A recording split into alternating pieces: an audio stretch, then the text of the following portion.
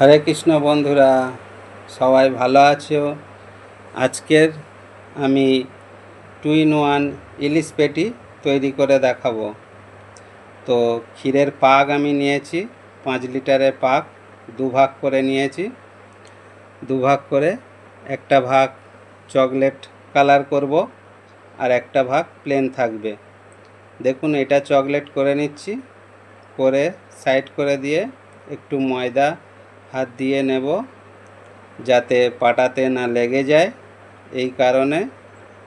এবারে ময়দার জায়গায় ঘিও ব্যবহার করা যায়। তো আমি চকলেটটাকে লম্বা শেপ দিয়ে নিয়ে দেখুন, এবার প্লেন পাকটাকেও লম্বা শেপ দিয়ে নেব। তো পেটির পাক এর আগে আমি দিয়েছি, ফুল রেসিপি দেওয়া আছে, ওটা প্লেন পাক ছিল, সেই জন্য আমি পাকের রেসিপিটা দিলাম না। যদিও কারোর বুঝতে অসুবিধা হয়, পাক যদি জানার জন্য থাকে, তাহলে আমার ইলিশ পেটির পাক ফুল রেসিপি আছে, ওটা দেখে নিলে বুঝতে পারবে। তো আমি এখানে দুটো লম্বা শেপ দিয়ে নিয়েছিলাম, হাত দিয়ে স্কেল দিয়ে ভালো করে চেপে পেটির শেপ দিয়ে নেব। এইভাবে দেওয়ার পরে হাতে হালকা জল লাগিয়ে পাকটাতে দিয়ে দেব।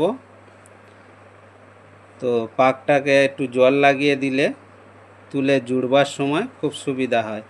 তো এটা আগে আমি কেটে রেখেছিলাম পাক থেকে, ওইটাতে একটু হলুদ রং করে নেব। নেওয়ার পরে ওটাকে লম্বা শেপ দিয়ে নেব। এটা পেটির মাঝখানে ডিমের যে আকৃতি যেটা থাকে, লেয়ার একটা ডিম, ওটাই দেওয়ার জন্য করেছি।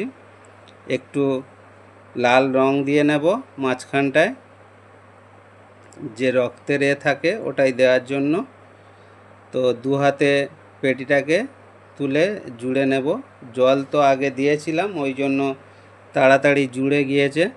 এবারে ওই যে ডিমের লম্বা শেপটা দিয়েছিলাম ওটা দিয়ে দিলাম, দিয়ে একটু আঙুল দিয়ে চেপে দিতে হবে। দেওয়ার পরে দু হাতের আঙুল দিয়ে মাথাটা জুড়ে নিতে হবে।